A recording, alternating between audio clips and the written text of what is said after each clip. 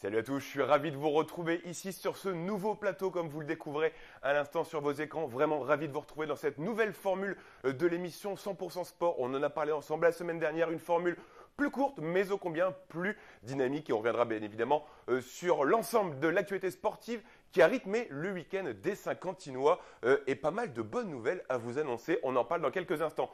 Au sommaire de cette émission, aujourd'hui, on reviendra bien évidemment sur la victoire du SQEB. C'était vendredi soir, vous l'avez certainement vécu à nos côtés face à l'équipe de Quimper. On en parle dans quelques instants. On parlera également de bonnes nouvelles du côté du foot, puisque l'OSQ débute pas mal cette année 2023 avec un succès sur sa pelouse détrempée, certes, mais la victoire est au rendez-vous. On parlera également de water-polo. Le succès a souri également au SQN water-polo avec une victoire face aux voisins du Nord, l'équipe de Denain. Et on parlera également de tir sportif en fin d'émission avec la deuxième étape du Tour N Espoir qui a eu lieu samedi après-midi du côté du stand du tir du quartier Neuville. Et on terminera bien évidemment par des résultats d'autres équipes sportives qui jouaient pour certaines en déplacement. On va commencer par le basket, je vous en parlais il y a quelques instants avec la 15e journée de Pro B qui a eu lieu vendredi soir face à Quimper. Le Saint-Quentin Basketball devait réagir forcément après sa défaite mardi sur le parquet de l'équipe d'Angers. C'est chose faite, vous l'avez certainement vécu avec nous. Un match en deux temps, deux mi-temps totalement différents. Tout l'OSQEB, dans les 20 premières minutes, a dû hausser le ton pour réagir en deuxième mi-temps, même si les visiteurs, on le rappelle, étaient affaiblis de pas mal d'absents, notamment Quentin Ruel, Antoine Vallès. Donc forcément, ça a dû et ça a impacté les joueurs de Laurent Forest, même si on le rappelle, hein, l'équipe de Quimper est 12e au classement. Et d'ailleurs, le classement ne reflète peut-être pas l'équipe de Quimper avec une très belle équipe, avec un très très beau roster, on l'a vu, même si malheureusement ça n'a pas souri et ça a fait forcément les affaires des Saint-Quentinois. Julien Mahé a dû passer un message à la mi-temps puisqu'on a vu vraiment une équipe en deux teintes, vous l'avez vu, on va l'écouter tout de suite rapidement pour rentrer dans le vif du sujet. Ça a été un match très difficile et c'est notamment dû à la qualité de Quimper, qui est une équipe qui joue très bien au basket, de façon très intelligente.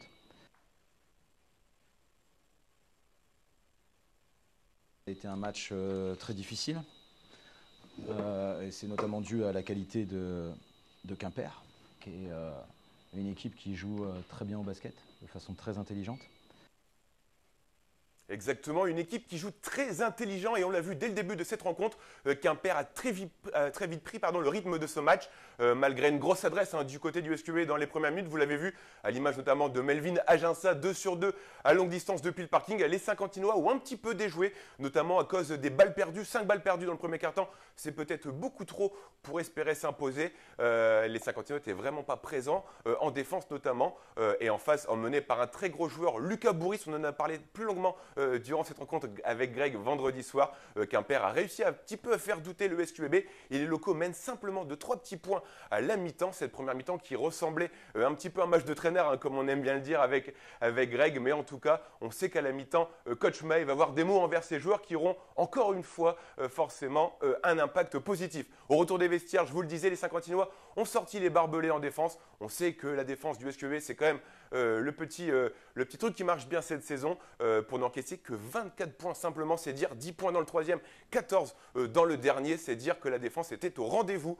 Il semblerait d'ailleurs que le message du coach May dans les vestiaires ait pris tout son sens. On l'écoute un petit peu plus longuement justement sur cette rencontre, cette physionomie à deux visages. On a eu deux mi-temps très différentes. Première mi-temps, on a énormément d'adresses à 3 points, mais hélas, défensivement, c'est plutôt mauvais. Et donc à la mi-temps, je n'étais pas spécialement serein parce que quand on met 10 paniers à 3 points en première mi-temps, ce qui est plus que notre moyenne sur tout un match habituellement, et que vous menez que de 3 points, c'est jamais très très bon signe. Mais en deuxième mi-temps, on a su contenir vraiment davantage Quimper. On est allé sur un rythme qui nous convient davantage. Et on a fait notre match tranquillement, on va dire, dans le score. Pas tranquillement dans l'intensité et dans le jeu, parce que ça a été un match âpre. Mais voilà, il a fallu aller le chercher, ils nous ont gênés. C'est la première fois de la saison que Mathis Dossouyovo est aussi en difficulté. Et ce n'est pas de sa faute, c'est dû à la qualité défensive de Quimper.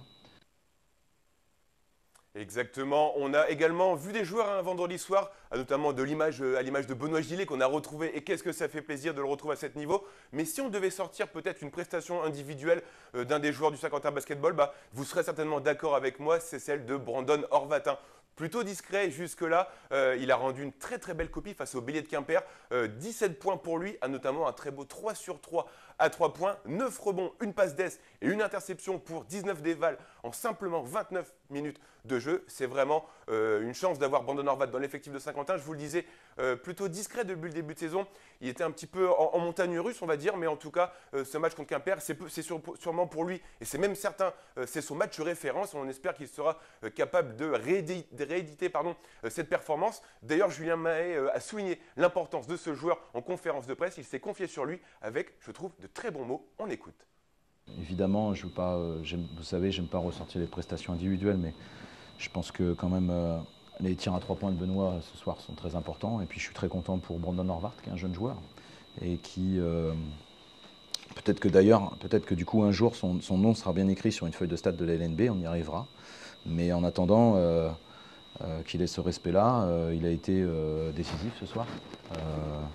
Notamment sur le plan offensif, et je suis content pour lui. Ça montre une nouvelle fois toute la complémentarité de cette équipe. Vous avez noté forcément la petite pointe d'ironie de Julien Mahé quand il souligne que sur les feuilles de stade de la LNB, le nom de Brandon Horvat est écorché. C'est pas facile à écrire, je sais de quoi je parle, mais en tout cas, Brandon Horvat va se faire respecter d'ailleurs avec cette grosse sortie, cette belle prestation et ce match référence en tout cas pour lui. On en a parlé avec Greg aussi pendant la rencontre vendredi. Plus de 2700 spectateurs étaient présents du côté de Pierrade vendredi soir. Ça fait vraiment plaisir. Il y a un véritable engouement cette année pour le SQBB et même un match contre Quimper, avec tout le respect qu'on a pour cette équipe des Billets de Quimper qui est 12e au classement. On le rappelle, et les supporters saint-quentinois répondent encore une fois présents et poussent son équipe vers la victoire. Certains supporters qu'on a rencontrés et que vous allez écouter dans quelques instants se mettent à rêver peut-être de Betclic Elite. Bien évidemment, on en reparlera. La saison est encore longue. On en est à peine à la moitié des matchs de la saison régulière de Pro B, mais en tout cas, les supporters du SQBB ont déjà envie de rêver à peut-être plus loin. On vous écoute, nous sommes allés à votre rencontre juste après le coup de sifflet final. Très dur, très dur, très dur. En plus de ça, on a commencé à accumuler les fautes. On arrive à certains joueurs à 4 fautes individuelles. C'était compliqué, mais bon, après, on a su faire inverser la tendance. Et puis, contrairement au match de mardi dernier qui était moins bien, donc sinon le résultat était là, c'était très bien. Qui continue comme ça et puis viser les playoffs, pourquoi pas la Betclic Elite l'année prochaine, ce serait super. Bonne ambiance. Par contre, l'arbitrage est à revoir. On n'a pas été toujours présent dans les rebonds défensifs notamment. Et puis après, Quimper a su jouer les fautes dans la raquette. Une belle victoire ce soir. Ça a été compliqué contre une valeureuse équipe de Quimper. Mais à la maison, cette année, c'est 0 défaite. Donc il va falloir continuer comme ça. Force à SQBB, force aux Saint-Quentinois. Force aux Saint-Quentinois, des petites erreurs d'arbitrage, bien évidemment, ça fait partie du jeu, madame. Mais en tout cas, le SQBB a assuré, et comme l'a dit très justement le supporter d'avant, le SQBB est encore invaincu à domicile cette saison. C'est dire 7 matchs, bientôt 8. Peut-être faire le grand 8 dès vendredi, on en reparlera bien évidemment vendredi. Mais en tout cas, le SQBB est à l'heure actuelle invaincu. Et je sais que vous êtes très nombreux à nous réclamer après chaque match à domicile le top 5 qui est constitué par les équipes de Matélé. Et même si vous avez vu que cette nouvelle formule de l'émission 100% Sport a changé, les fondations, elles sont restées. Et ce que je vous propose maintenant, c'est de découvrir ce top 5, le top 5 de la rencontre entre SQBB et Quimper. Et à votre avis, quel est le numéro 1 ?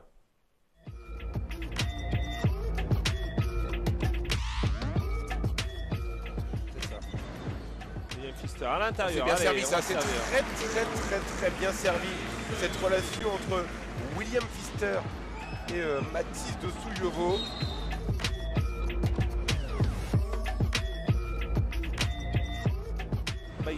C'est petit en face, donc sur les postes d'arrière, donc il y a possibilité d'aller récupérer. L'avantage de taille, Lucas Bou. Oh, là c'est beau. Le flotteur. Avec ce flotteur, et c'est précis, ça rentre avec la planche, on le prend.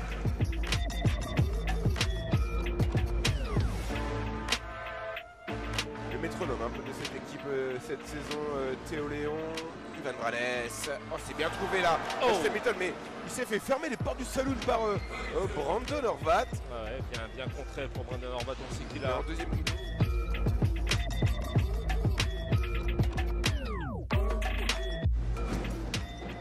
adore comme ça les matchs serrés. C'est pour ça qu'on aime le basket. Lucas Boucaud qui va servir. William Pfister, l'extra passe pour Captain Gilet. Boum.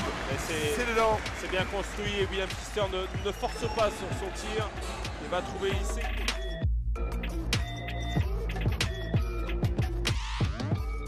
Ça on te le demande, tu sais pas.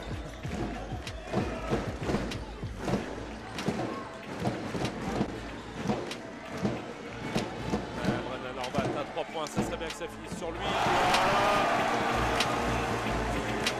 C'est mérité.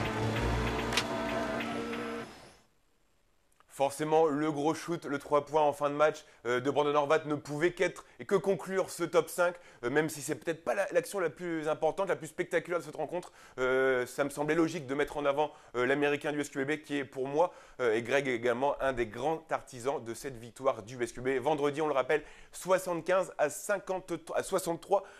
Après ce succès, la lutte continue de faire rage en tête du classement de Pro B, mais les Saint-Quentinois, vous le savez très très bien, continuent de garder la place, cette première place tant convoitée et tant espérée par beaucoup des équipes, par les 17 équipes de Pro B. Le SQBB a encore 2 matchs en moins à rejouer, ça arrivera très prochainement au mois de février. Je vous le disais, le SQBB conserve une longueur d'avance sur Châlons avant de recevoir une nouvelle fois. Ce sera dès vendredi prochain, ici même à domicile, face à l'équipe de Saint-Vallier qui s'est inclinée sur son parquet face à Nantes la semaine dernière. C'est dire que cette équipe est capable et ce championnat de Pro B est très homogène. Qui mettra fin à l'invincibilité du SQBB à domicile? Peut-être aurons-nous un élément de réponse vendredi à domicile après cette 16e journée. On va passer au foot maintenant si vous le voulez bien et on va parler de l'OSQ qui est éliminé, vous savez, la semaine dernière en Coupe de France face à l'équipe de Belfort. Et les Saint-Quentinois avaient forcément à cœur de retrouver le chemin de la victoire cette fois-ci en championnat. C'était l'occasion justement samedi soir avec la réception de la lanterne rouge de N2, la réserve du stade de Reims qui ne comptait que 2 victoires simplement avant de venir ici à Debrézy. Et les conditions climatiques n'étaient vraiment pas au rendez-vous pour disputer un match de foot. Une pelouse détrempée, la pluie qui n'a jamais cessé de tomber. Mais en tout cas, l'OSQ était bien déterminé à s'imposer. À votre avis, est-ce que la pluie a refroidi les Saint-Quentinois et leur envie de victoire? Réponse tout de suite en images. Samedi soir, sous une pluie battante et sur une pelouse détrempée, l'OSQ voulait bien démarrer cette nouvelle année.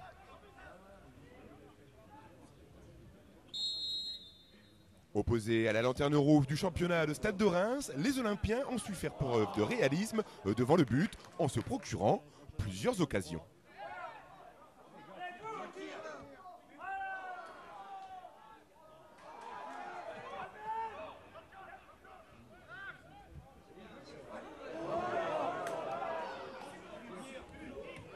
Même si à la mi-temps le score était toujours de 0-0, l'OSQ n'a pas baissé les bras et c'est Zakaria Kelaf qui va trouver la faille à la 59e minute. Un but qui va donner la victoire aux Saint-Quentinois, mais surtout les 3 points, très importants et très précieux dans la course au maintien. L'OSQ, qui n'avait pas goûté à la victoire depuis le 3 décembre dernier, se fait du bien au moral et remonte à la 13e place avant un déplacement le mercredi 25 janvier prochain, cette fois-ci du côté d'Épinal. L'OSQ a assuré l'essentiel, 1-0, mais le retour à la victoire qui n'avait pas goûté depuis début décembre dernier, c'est dire que l'OSQ avait vraiment besoin d'un succès, puisqu'on le rappelle que l'Olympique Saint-Quentinois vise le maintien en fin de saison. Et ça se remet un petit peu de baume au cœur dans cette année 2023. L'OSQ qui reprend la 13e place, certes un peu inconfortable, mais en tout cas l'OSQ peut se rassurer avant 2 déplacements. Et ça commencera dès mercredi prochain avec un déplacement du côté d'Épinal. C'est un match qui avait été reporté pour cause de météo. On espère que ça ne recommencera pas puisque les matchs reportés forcément vont devoir se remettre dans le calendrier. Beaucoup de bons résultats à partager avec vous ce soir. Et on va prendre cette fois-ci la direction de la piscine Jean Bouin où le SQN recevait samedi soir l'équipe de Denain pour un match de National 3. Malheureusement, l'année 2022 s'est terminée pour les Saint-Quentinois avec 2 défaites. Ils n'ont pas encore connu le succès cette saison. Et face à la lanterne rouge du championnat, les joueurs de Sébastien Montero, vous voyez là une chance de pouvoir décrocher un premier succès, qui plus est à domicile devant ses supporters. Alors, à votre avis, est-ce que les bonnes résolutions du Saint-Quentin Natation Water Polo se sont avérées payantes samedi? Découvrons tout de suite la réponse avec un résumé de cette rencontre. On va à l'eau. Après 2 défaites consécutives fin 2022, le Saint-Quentin Natation Water Polo renoue avec la victoire samedi soir, et qui plus est avec la manière. Face à l'équipe de Denain, lanterne rouge du championnat, les Saint-Quentinois n'ont jamais été inquiétés et ont offert un festival offensif aux supporters présents avec une très large victoire, 31 buts à 12. Oui, un gros carton et comme on savait, pas le droit à l'erreur sur 2023. Là, du coup, il reste 4 matchs après celui-ci. Donc pas le droit à l'erreur, il faut aller chercher toutes les victoires. L'état d'esprit, il est là, je suis content. On perd contre Arnes la semaine dernière d'un but. Mais pareil, sur un côté guerrier qui fait plaisir à voir. Là, ce soir, je ne vais pas être méchant avec l'équipe adverse. Nous aussi, quand on a commencé en National 3, on a pris des sacrés raclés. Je pense qu'ils ne sont pas encore au niveau. Après, c'est une équipe très fair-play dans l'eau. Ça a été sympa de jouer contre eux. C'est toujours plus sympa en plus quand on gagne. À eux de continuer à travailler. Bon, après, nous, on n'a rien lâché. On est resté quand même dans le thème du jeu. Même si, à la fin, je fais quand même un petit retour sur les gars où il y a peut-être quelques buts qu'on a pris parce qu'on est rentré dans la facilité, arrivé devant. Et ça, on sait très bien qu'il y a des matchs où c'est pas possible de le faire, quoi. Donc là, c'était facile. On rentre dans la facilité sur quelques buts, sur quelques tirs. Il y aura d'autres matchs plus compliqués où on n'a pas le droit de sombrer dans la facilité. Donc après, c'est un état d'esprit, que l'équipe en face, elle soit faible ou qu'elle soit forte. Il faut que nous, on garde le même état d'esprit et qu'on ne rentre pas dans cette facilité, quoi. Ça met en confiance et puis on s'est parlé 2023 et on sait très bien qu'il va falloir aller toutes les chercher. Alors certes, on fait le faux pas la semaine dernière. C'est bien dommage d'ailleurs parce qu'on est dominé premier quart-temps, deuxième quart-temps. On revient à +2 dans le troisième. Et comme au match aller contre Arnes, c'est dans le quatrième qu'ils font la différence. Ils repassent devant nous à un but, quoi.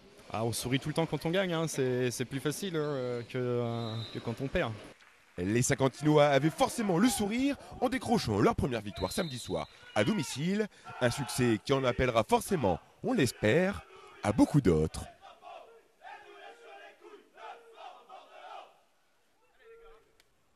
Félicitations au Saint-Quentin Natation Water Polo qui décroche son premier succès. Il était espéré, je le sais, j'étais du côté de la piscine Jean-Moi samedi soir et en tout cas, l'année 2023 commence très très bien pour eux. Il restera un match à domicile dans cette saison. N'hésitez pas, on vous donnera la date de cette rencontre, c'est au mois de mars. N'hésitez pas à venir les supporter. L'entrée est gratuite. Sans transition, on va parler maintenant de tir sportif puisque le Tour N Espoir qui se déroule sur plusieurs week-ends était à Saint-Quentin ce week-end pour la deuxième étape. C'est une manifestation qui est organisée par le comité départemental de tir ouverte aux minimes et aux poussins et qui a pour l'objectif pour ces jeunes de mettre un petit peu le pied à l'étrier pour aller faire des compétitions de plus grandes envergures régionales et peut-être nationales, voire internationales pour les meilleurs.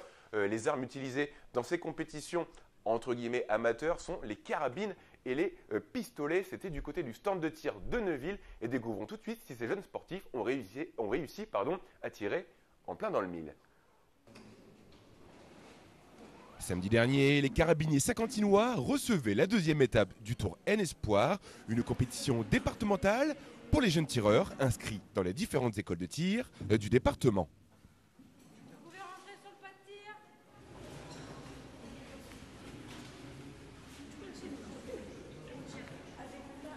C'est une compétition qui a été mise en place par le comité départemental de tir de l'Aisne pour permettre aux jeunes tireurs de mettre un pied à la compétition. Il y a 6 étapes, d'ailleurs Saint-Quentin va en recevoir 2, avec une finale. On se répartit sur les différents clubs du département, et puis c'est toujours un plaisir pour nous de recevoir les enfants. Des différents clubs de l'Aisne, donc Lens, Soissons, Vouelle, ce sont les principaux clubs. C'est une compétition à part entière, bien sûr, avec un classement et des récompenses à la fin du tournoi. Nous avons quelques jeunes qui progressent, des tout nouveaux, qui commencent à mettre le pied à l'étrier pour la compétition. Ne touchez pas aux écrans, on déclenchera le match directement à la tour de centrale. Nous installons les enfants sur le pas de tir avec les coachs ou les parents s'ils sont disponibles. Ils ont un cadre d'installation. Après, on les fait sortir pour qu'ils puissent tirer leur match. Les essais à volonté pour les tireurs. Et après, ils ont soit 40 minutes ou 1 heure pour tirer. Ça dépend de leur catégorie. La pédagogie, surtout pour les enfants, oui. Après celle du week-end dernier, il reste encore 3 étapes pour l'ensemble des tireurs inscrits avant de disputer peut-être la grande finale organisée le 6 mai prochain, cette fois-ci du côté de Soissons. Des futures graines de champions, j'en suis sûr, qu'on verra peut-être dans quelques années lors des Jeux Olympiques, pas ceux de Paris 24 parce que ça me paraît un peu trop prématuré, mais en tout cas dans les Olympiades à venir, c'est certain, on reverra ces jeunes. On va passer maintenant aux résultats du week-end et on va commencer par du handball. Malheureusement, en déplacement du côté de l'homme, les filles de Benjamin Desmarais, les filles du SQHB n'ont pas su confirmer le succès acquis à domicile la semaine dernière. Pourtant, jusqu'aux 3 quarts du match, les équipes se rendent coup pour coup, étaient même très proches au score, avant qu'à la 43e minute, le score ne balance en la faveur des filles locales. Une défaite 33-26 qui s'explique notamment, selon Benjamin Desmarais, par un manque de rythme. Mais en tout cas, une bonne nouvelle du côté du SQHB, c'est le retour à la compétition de Margot Favreau. C'est un élément quasi indispensable dans l'effectif et dans les rotations de Benjamin Desmarais. La mauvaise, en tout cas, c'est la blessure de Julie Urblin. On espère que ça ira le plus rapidement possible et que sa convalescence sera la plus courte possible. Les Saint-Quentinoises auront l'occasion de pouvoir rebondir dès ce week-end. Cette fois-ci, encore une fois, en déplacement, il faudra attendre pour retrouver la chaude ambiance de la salle Jacquelin à Saint-Quentin. En rugby, malheureusement, l'année 2023 ne commence pas de la meilleure façon pour le RCSQ. Dimanche après-midi, les Saint-Quentinois s'inclinent 19-26 face à Abbeville. Malheureusement, pour le RCSQ, 3 essais et 2 transformations. En natation, on retourne à la piscine Jean-Bouin, c'était le dimanche cette fois-ci. Les championnats régionaux master étaient organisés à Saint-Quentin, qualificatifs également pour les championnats nationaux. Une manifestation qui a réuni pas moins de 174 nageurs de 36 clubs. Et pour le club saint-quentinois, si on est un petit peu chauvin, et c'est ce qui vous intéresse, j'en suis sûr, pas moins de 13 médailles, dont notamment de l'or pour Maude Dossin, qui termine première du 200 mètres papillon, Denis Soifrec, premier du 200 mètres, et le relais masculin composé de Fabien Cellier, Sébastien Marchandise, Julien Regnault et de Daniel Soirfec, encore une fois, décrochent la meilleure des médailles dans le 4 x 50 mètres. Bravo à tous ces sportifs. Et d'ailleurs, le relais avait déjà joué la veille le match de water-polo. C'est dire comment c'est physique, mais comment ces joueurs sont aptes à la compétition. En basket, un petit mot de Chauny qui se reprend bien, qui s'est imposé samedi soir du côté de Longwy 84-81. Une victoire très précieuse pour les joueurs de Christophe Horn dans l'objectif maintien. Malheureusement et en revanche, les espoirs du SQBB JSC vivent une saison compliquée avec une nouvelle défaite à mettre à leur compteur. C'était samedi après-midi de 5 petits points malheureusement, 71-76 face à l'ALM Évreux. En tennis de table, félicitations à Blanche Sub, très beau prénom d'ailleurs, licenciée au TTSQ qui a remporté ce week-end le top 16 national, une véritable championne de France à 10 ans seulement. On va la revoir également, elle, dans quelques années, c'est certain. Retenez son nom, Blanche Sub. D'ailleurs, je vous donne rendez-vous ce soir à partir de 19h30 au Palais des Sports Pirates de Saint-Quentin, puisque l'équipe première, l'équipe Pro A Dame du TTSQ reçoit l'équipe d'Argentan promue dans cette division. Les Saint-Quentinoises sont mal classées cette année en championnat et elles vont essayer en tout cas de retrouver le chemin de la victoire. Une première victoire en 2023 serait forcément de bon augure avant un premier rendez-vous européen dans cette année. Ce sera lundi prochain, retenez bien cet horaire,